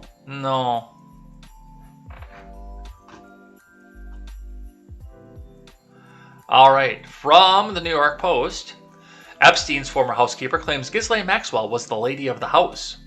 From Ben Feuerherd and Tamar Lapine. Jeffrey Epstein's longtime housekeeper on Thursday testified that Maxwell was the lady of the house at the powerful pedophile's Florida mansion, and that countless young women hung out there, including 2 who appeared to be minors. Juan Alessi dished about working for the late financier in Palm Beach for more than a decade, telling a Manhattan jury that he saw many females in their 20s who were at the times topless, socializing with Epstein and Maxwell. Alessi recalled seeing 2 girls who appeared to be minors over the course of his employment, which ended in 2002. He identified one of the 2 as Jane, a Maxwell accuser, who testified earlier this week, describing her as a striking, beautiful girl who looked to be around 14 or 15. The other minor, Alessi said, was Virginia Roberts Giuffre, who accused both Epstein and Maxwell of sex trafficking her when she was a teenager. Alessi described how Maxwell first met Giuffre in the parking lot of Trump's Mar-a-Lago resort, where she ordered him to stop the car so she could hop out and talk to the young blonde. Either Epstein or Maxwell would instruct him to pick up Jane or Giuffre and shuttle them around the mansion, Alessi testified. Asked to identify the defendant, Alessi appeared to pause slightly before correctly referring to Maxwell. As their eyes met, she appeared to nod. During his testimony, he recalled how Maxwell had a Yorkshire Terrier named Max at the time that he met her in 91. On Tuesday, Jane testified that Maxwell had the same breed of dog when she met her and Epstein in the summer of 94 at the age of 14. She traveled with Miss Maxwell at the time, Alessi said at the Pooch, and that he had to give Max a bath before each trip. Alessi described how the British socialite ruled the home with an iron fist, giving him a lengthy checklist of instructions, including how staff should present themselves and address her and Epstein, something that was he found very degrading. Maxwell, he testified, once told him that Epstein didn't like being looked in the eyes. You should never look at his eyes, Maxwell ordered him. Prosecutors asked Alessi to flip through a 58-page employee handbook and asked him to say which of the dozens of pages he recognized. A juror appeared to nod off during the painstakingly long process, after which Alessi went back and was asked to read some of the instructions out loud.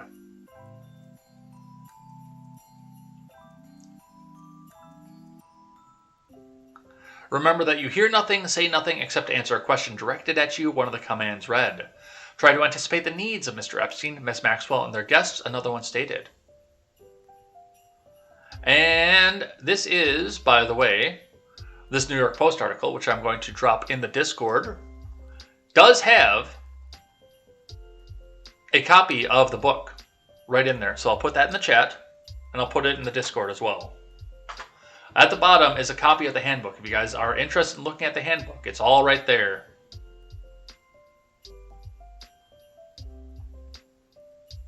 Let's pop that in the Discord for you. It's up in general chat.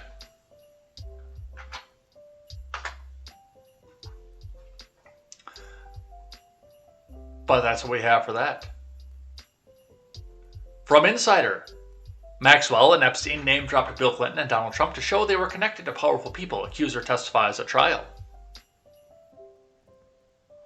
From Natalie Musumeci and Jacob Shamshin. Jeffrey Epstein and his longtime associate, Maxwell, name-dropped former Presidents Bill Clinton and Donald Trump to give the impression they were connected to powerful people, an accuser testified at Maxwell's sex trafficking trial. The accuser, testifying under the pseudonym Jane in Manhattan federal court on Tuesday, recalled Epstein and Maxwell mentioning Clinton, Trump, and journalist Mike Wallace when speaking about the social circle. They would sort of name drop or sometimes put people on speakerphone whose voices I didn't know and then say, oh, well, this was so-and-so and so-and-so, and would say that that they're very well connected and affluent, the accuser said. It made me feel slightly intimidated. It was overwhelming. I didn't know how I was supposed to feel about it, she added. The accuser said she remembered Epstein and Maxwell doing the name dropping around '94 when Clinton was president. During her testimony, Jane alleged that convicted sex offender Epstein, who died not by suicide in a Manhattan jail cell in 2019, and Maxwell preyed on her from when she was 14 years old and groomed her for sex in Epstein's mansions in New York City, New Mexico, and Palm Beach, Florida. Meanwhile, Epstein's former pilot, Larry Visosky, testified earlier Tuesday that both Clinton and Trump, as well as Prince Andrew, flew aboard Epstein's private planes. Visosky told the jury that Clinton flew on Epstein's private plane several times in the 2000s and that he was given advance notice whether someone like Clinton would be flying. How did the Secret Service handle that, by the way? I'm curious about that. Visosky also testified that he remembered astronaut and Senator John Glenn, actors Kevin Spacey and Chris Tucker, and violinist Itzhak Perlman aboard Epstein's flights. So, some more stuff going on with that, and once again, we'll have to wait for the testimony. And yes, I see what Random Randy said. I liked how the artist captured the mask having fallen below the nose. Because she doesn't give a fuck. She doesn't. But no recording equipment inside the federal courthouse. That's what we have for Maxwell right now. Not a lot, but we'll continue to pay attention to this as this goes. And, well, like I said, I don't have any faith that something bad is going to happen to Ghislaine Maxwell. Well, she's in the court system. Once she's out of the court system, all bets are off. But once she's in the court system, I have no faith that she's going to face any sort of justice from the government. All right, are you guys ready to cringe? I've got cringe for you. Just in, Stacey Abrams is running for Georgia governor in 2022. This video was posted on the 1st.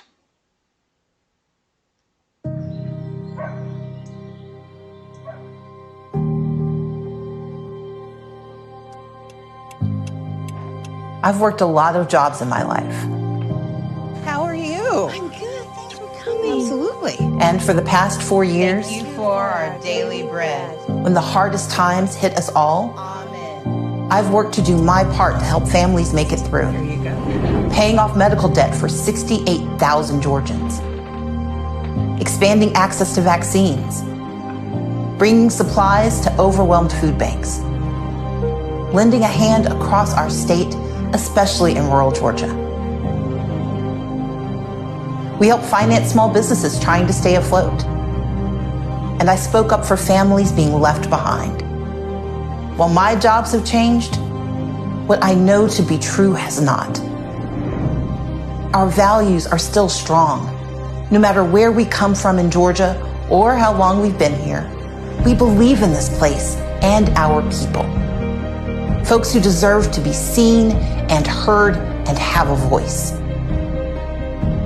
Because in the end, we are one Georgia. Regardless of the pandemic or the storms, the obstacles in our way or the forces determined to divide us. My job has been to put my head down and keep working toward one Georgia. For that farmer in Peach County, the teacher in Sparta, the mechanic in College Park, for our next generation who should have more than we can imagine. Because opportunity and success in Georgia. The farmer in Peach County, the teacher in Sparta, the mechanic in Atlanta, and of course the wealthy financiers from Washington, D.C.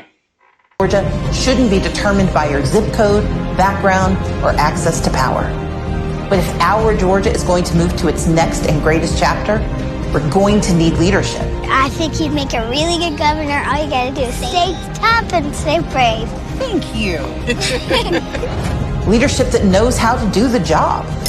Leadership that doesn't take credit without also taking responsibility. Leadership that understands the true pain folks are feeling and has real plans. That's the job of governor, to fight for one Georgia, our Georgia. And now, it's time to get the job done.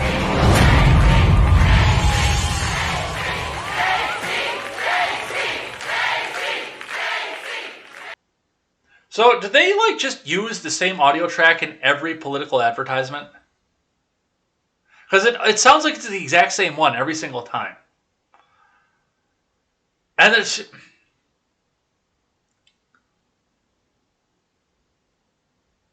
fine. I could see Stacey Abrams actually being a good Atlanta representative. I think she'd do very well with that. She seems to know the area quite well.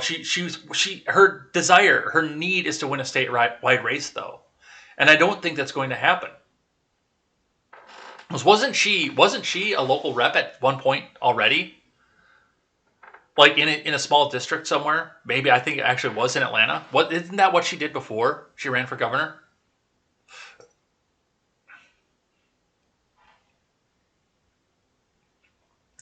I don't know. I don't know how many times she needs to get beat down in order to realize that it's not going to happen in a statewide race. But she does have an audience. She does have a crowd. And she could do well in a smaller niche market. So, South Georgian populist on the same day says, "We said no in 2018 and we will say no again in 2022.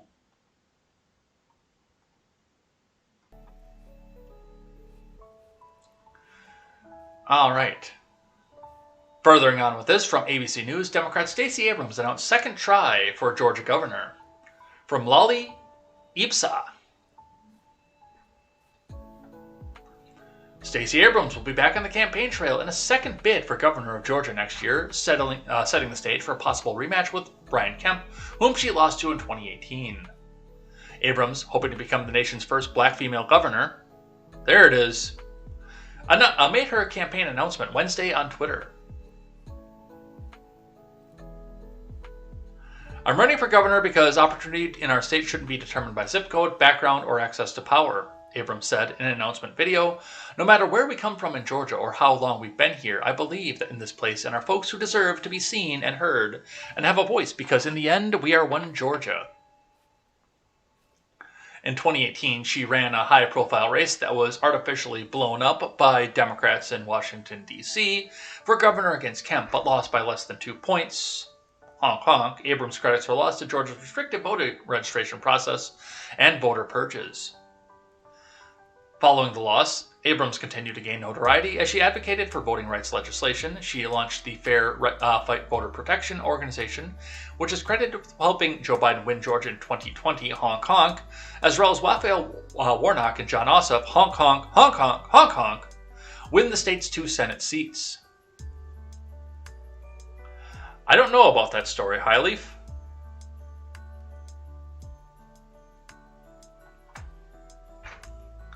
"We believe in this place and our folks who deserve to be seen and heard and have a voice because in the end, we are one Georgia." Abrams highlighted the work that she's accomplished since leaving the campaign trail in an announcement video that shows Abrams at community events and features various scenes of Georgians at work. "I've worked my part to help families and make it through paying off medical debt for 68,000 Georgians, expanding access to vaccines and bringing supplies to overwhelmed food banks, lending a hand across our state, and especially in rural Georgia. Full stop. Stacey, stop running for governor. Because you have just proved that the government sucks and you can do better with private charity. And if all these numbers are true, then we don't need you as governor. Get in the private charity circuit. Do better there. You are doing such wonderful work for people if all this is true. And I want to see you continue doing that kind of work. Organizing, canvassing for donations. Do that. Rather than trying to get yourself rich off of doing it by the taxpayer dime.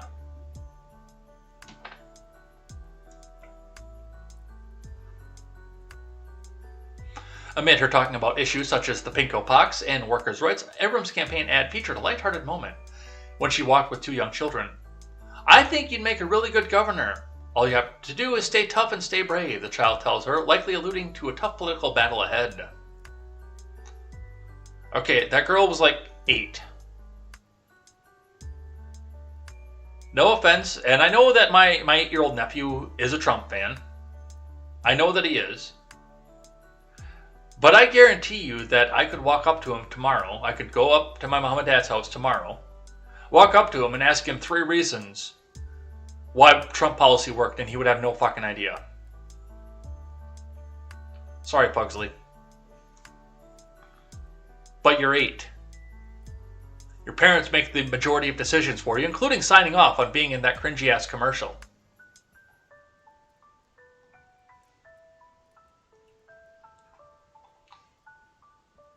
But that's what we have coming off that. Alright, what else do we have? I think we can get a couple more in, but we do have to do live chat too, so.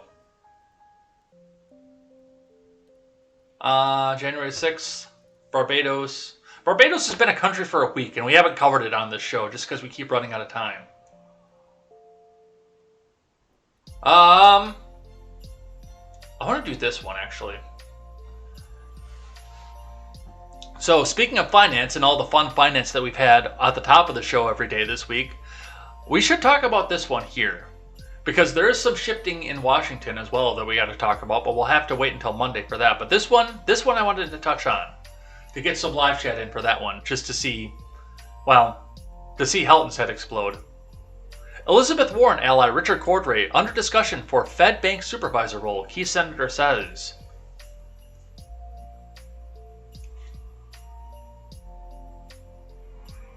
I think my refrigerator is about to take a crap. I don't know what the hell that was, but, well, we'll figure that out after the show. This is from Thomas Frank. The Democratic chairman of the Senate Banking Committee said Tuesday that he is in talks with the White House about nominating Richard Cordray, who was the first director of the Consumer Financial Protection Bureau, to be the Federal Reserve's top banking regulator.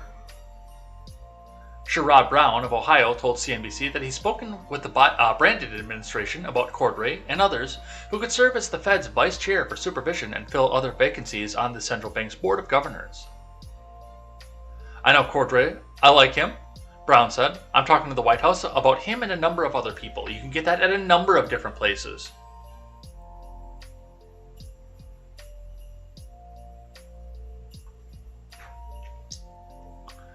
Brown may prove a close ally to fellow Democrat Cordray in the weeks ahead, given their shared affinity for tougher bank regulation and Ohio roots. Born in Columbus, Cordray served as the state's attorney general from 2009 to 2011 and lost the gubernatorial election race to Republican Mike DeWine in 2018. He's also likely a favorite of progressive Democrat Senator Elizabeth Warren, who worked closely with Cordray when the two helped lead the Consumer Financial Protection Bureau. He's a Warrenite. During the Obama administration, then White House advisor Warren named Cordray as her choice to lead the CFPB's enforcement arm until the president later promoted him to lead the entire organization. Cordray left the CFPB in 2017 after 5 years as the Trump administration looked for ways to erode the Bureau's influence. He now works as a top official at the Education Department, where he manages the $1.6 trillion student loan program. Cordray declined to comment for the story. No, it's out in the hall. That's not the fridge. That's out in the hall. So, Cordray. Cordray could be the one. The next one. A Warrenite. To lead the Fed. Wouldn't that be fun? Alright. We can't do no more. We gotta finish out the stream because I've gotta head out of here, get to work, and we've gotta get over to the Daily Ignoramus. But so many people deserve so much thanks today for being here and helping promote the show here, so we've got to say a special thank you. Even to the detractors who decided to still come in and watch a commercial over on Twitch to do so. So let's start here. Let's get this up over here for you guys so you can see what you guys are doing. Let's get all the way back to the beginning just to see how much we miss off the top. Fanning says, it's the Democrats' fault for getting themselves into that position. These guys are amateurs, says Ron Helton. I want a real government shutdown, like a permanent one.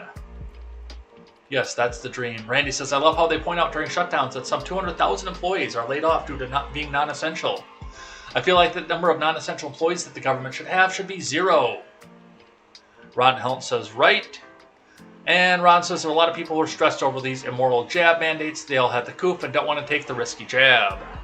Let's see what happened throughout the week. On Monday, we had Ron Helton, Random Randy, Quest Fanning, Arvold, Katie Zed, Nephilim Ninja of Nibiru. Woofy Productions was here, and I can't even read my own handwriting. It looks like it's Efesania Mazava. On Tuesday, we had Random Randy, Ben Wild, Ron Helton, Quest Fanning, Katie Zed, Arvold, Chilaga 1984, McConnell Smuggles Coke, which looks like he was here Wednesday as well, and Nephilim Ninja of Nibiru.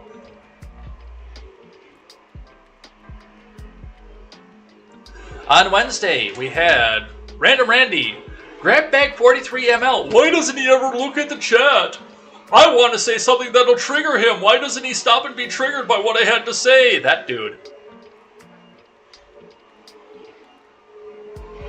We also had Ron Helton, Quest Fanning, Katie Zed, Chilaga 1984, Arvold, 80s Kid, McConnell Smuggles Coke. On Thursday was Ron Helton, Quest Fanning, Random Randy, Marie Mabigole, Chilaga 1984, Katie Zed, Arvold, Hoopy Star, who looks like he just followed me on Twitter, so thank you, Hoopy Star, for that. Sea of Noise gave his signature Sea of Noise. You know, a lot of conversation and not a lot of substance. Sea of Noise. And 80s Kid, who had, by the way, a fantastic closing statement. I saved it in my Discord, which I'm not going to show my Discord, but I will show what he said, if I can find it. If not, I tweeted it out.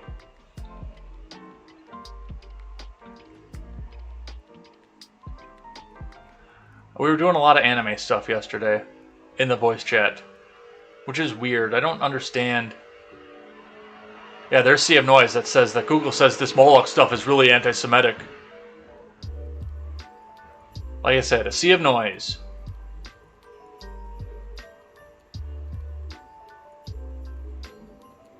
Did I not? Apparently I didn't. Thought I did. But 80s Kid said that the thing that the unvaccinated and the vaccinated both have in common is that neither one of them will be fully vaccinated. That's absolutely true. Alright, let's see what's going on today, shall we? Starting back from where we left off, Randy says, geez, Cocaine Mitch saying the quiet part out loud by pointing out that neither side wants to spend less money. Ron Helt says, to keep their jobs, I told them to quit if they decide to still... if they decide to still push these jebos. Yeah, spending like a bunch of drunken sailors on Liberty, expect they're not using their own money. MK Ultra apparently only eats chicken tendies. Thank you, MK Ultra. It's just such a weird defense. We need to raise the debt ceiling to keep paying all those employees that we've determined that we don't actually need. Ron says he was jabbed and still got the coof. So much for 100% effectiveness for this jab. Randy says, remember when contracting tracing was adopted because walking by someone who just got OG COVID might have got you infected? The Delta was more infectious. Now Omicron is even more infectious. That's 3 orders of magnitude. Starting from a starting point of walking past somebody. Is it spreading through Zoom and phone calls now? It might. Randy says, breaking news, apartment buildings don't have air handler units for each apartment, therefore locking people down in them would almost guarantee a higher infection rate due to shared air. That's probably true as well.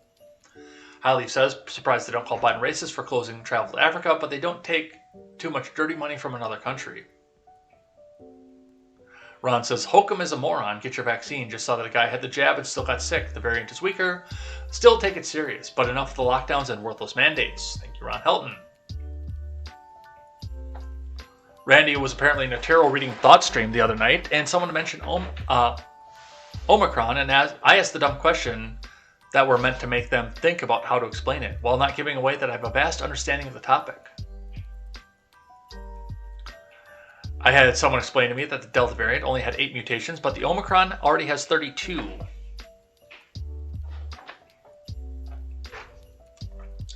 Ron says all they're missing is the machine gun nest at the corner of the barrier.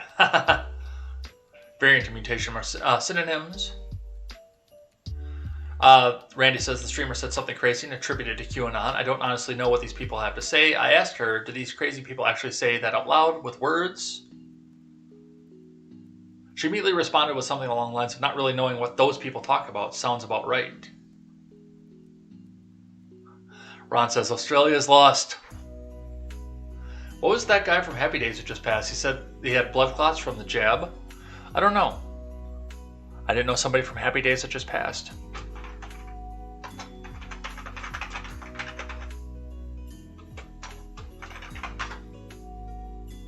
Gavin O'Hurley.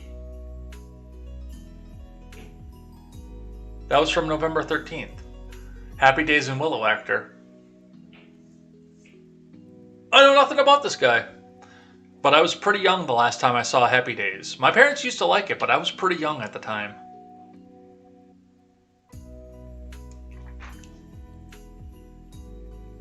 Randy says, imagine thinking the right is crazy for making these kinds of comparisons and examples for the last 2 years, and here we are looking clairvoyant. Chilaga says, I heard this holiday announcement earlier on No Agenda. Highly recommend. Let me see your papers. Katie Z is here. Why are people not shooting down these speakers? Because it's Amsterdam and they don't have guns. Did they find a Nazi cryo center and thaw out some Nazis for this scandemic? Who are these people? 80s Kid is here. It says all this over 3 people with possible COVID. Are they mass murderers? No. Are they rapists? No, just 3 people that may have had the coup, so we have to set up roadblocks and checkpoints to find them. Oz are the worst. 80s Kid, I have friends in Oz. All folded and took the poison poke. Randy says, I remember thinking it was insane that Real ID symbol is a yellow circle with a star cut out of it, but that was before the coronavirus. Randy says, New Zealand went on lockdown after 1 new case. That's after the WHO officially stated lockdowns are ineffective and possibly worse. Even with all that, I had people I know sharing that info with applause for their ability to respond so fast. Yes. Dicta! Mike Ditka!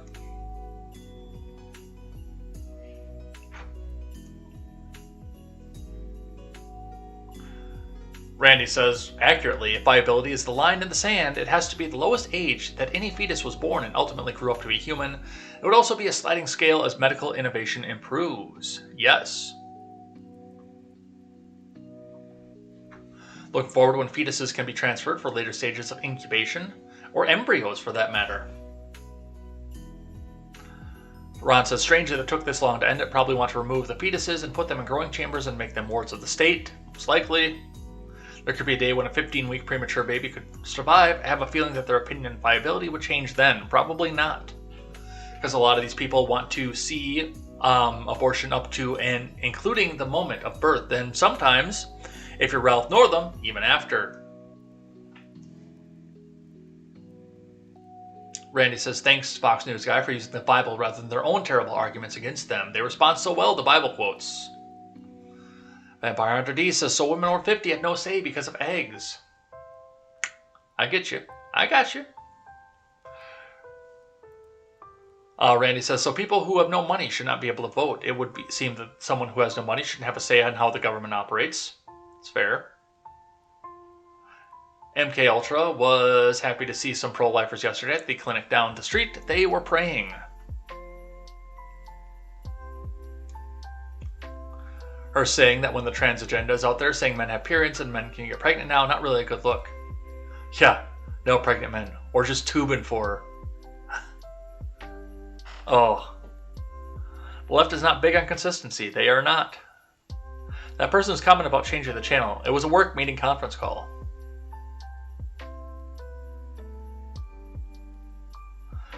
Imagine defending abortion by pointing out how the racists don't want the blacks and minority babies to die.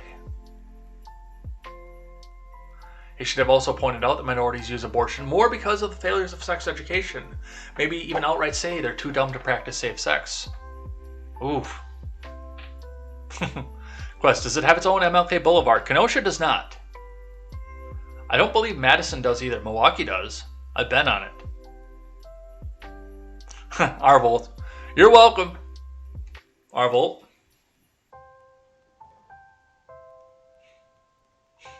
My apologies to Dan. I stand with Dan. I bet you're her type too, buddy. Maybe not. I don't have $10 million or something.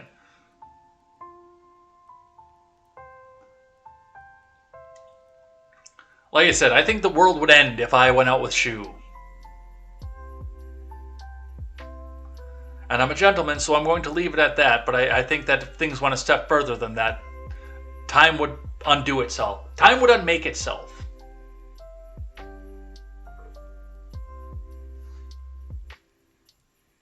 Well, he's insane, says Arvolt. I don't know what he's insane is talking about. Future headline, Rittenhouse wins defamation. Oh, the Rittenhouse thing. Lawsuits, Linwood sues Rittenhouse and takes all of his money for defamation. Oh, there's absolutely something there, but the corpse kept us from finding out. Yeah, that's true too. But trust the plan. Don't you trust the plan yet? It'll happen. It'll just happen tomorrow. Oh, no, it didn't happen tomorrow. Oh, the next day. It'll happen the next day. Yeah, so now the people that want to kill him know he's unarmed.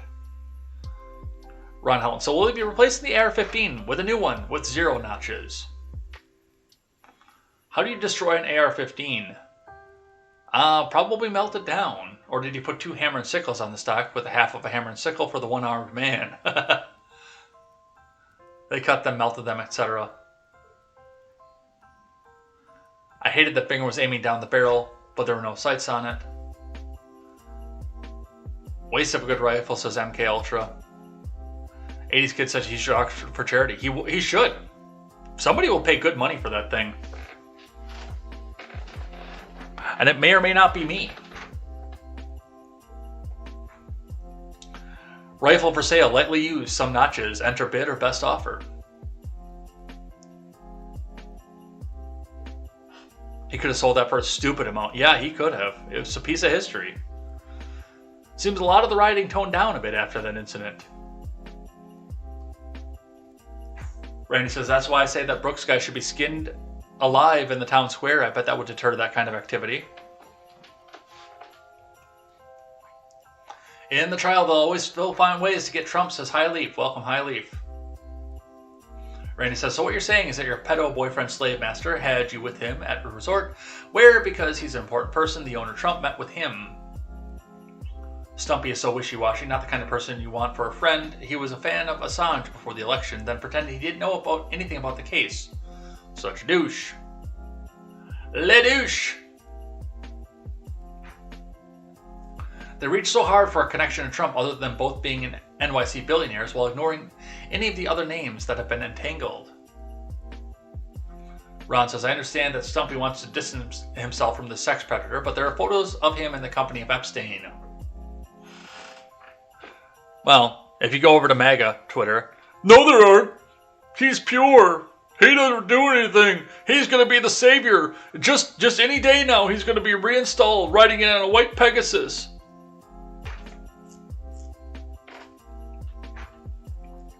Just because you hang out with a guy who's being accused of sexually abusing young girls does not mean you are as well. I saw it as Trump called him out for liking kids with his famous comment about Epstein liking girls on the younger side. The one time he flew to the island, he left almost immediately. That could easily be interpreted as him not being down with what he saw. Jopper9 is here. Welcome, Jopper9. Of course, power broker billionaires in the same city are going to be at events together.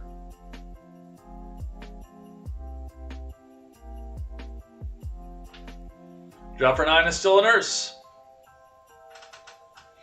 My Spanish accent fell a little bit Asian. It did.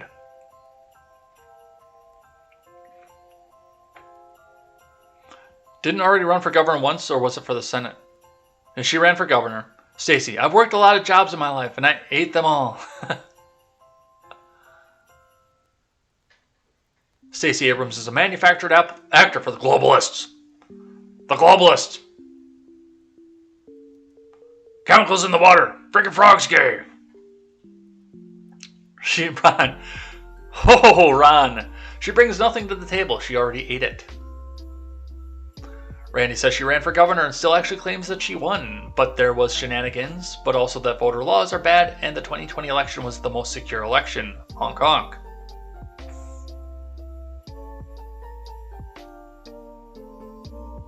Oh, Highleaf, I can't do that one. Oh, Highleaf. Oh, that's Susan bait right there.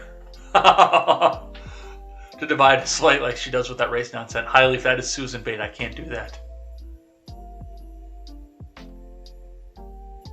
She's the one who ran the ad depicting her opponent's supporters chasing down and running down minority kids in a truck. 80s kid, Abrams, I do nothing, so you have to.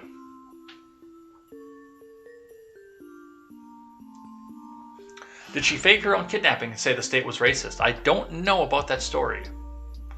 Kemp is also the governor who changed his tune on Corona after his daughter's boyfriend, whom she was with at the time, died in a mild car crash that burst into flames. Those flames reported as 200 feet high. Ah, yes. Randy says, all that fake charity work paid for the globalists that own her. She's been groomed since middle school by every bad name and scholarships, foundations, and many other questionable connections. Quest says Barbados just became a country. Yes, they just relinquished themselves from England. When's the last time you cleaned the coils?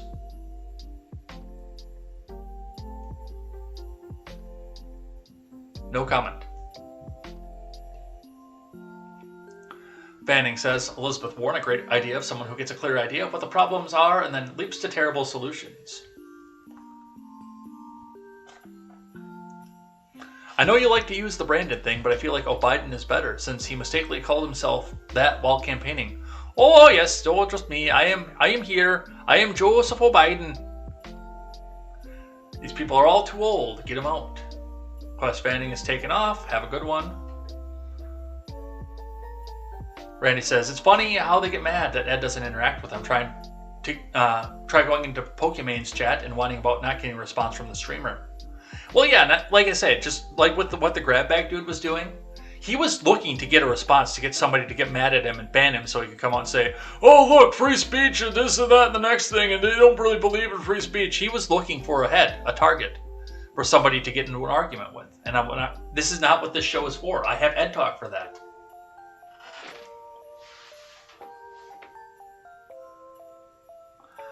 Let's see. I explained to him that they should watch like any other show where you don't expect the characters to talk to you.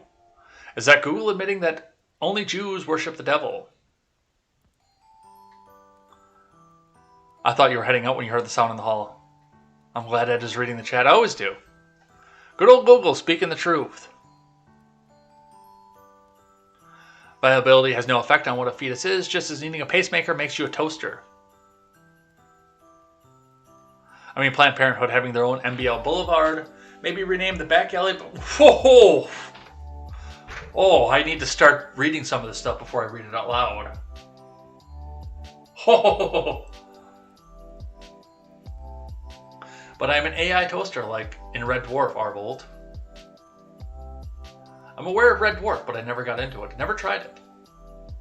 I love it. Favorite Britcom. Alright, I think that's it. Are we done? We're there. We're done. Some nice Christmas music on the lo-fi side. Nice and chill to go throughout the day. That was pretty cool. I like that. Good conversation. A lot of stuff to talk about here, and we still got some more to talk about back up on Monday. So thank you for the meme or the tweet again, Arvolt. That was great, and I know that we got a lot of laughs for that, and a lot of laughs for the fact that I love Kenosha, and I go to a golf course 100 miles away from it all the time. Where's the outro?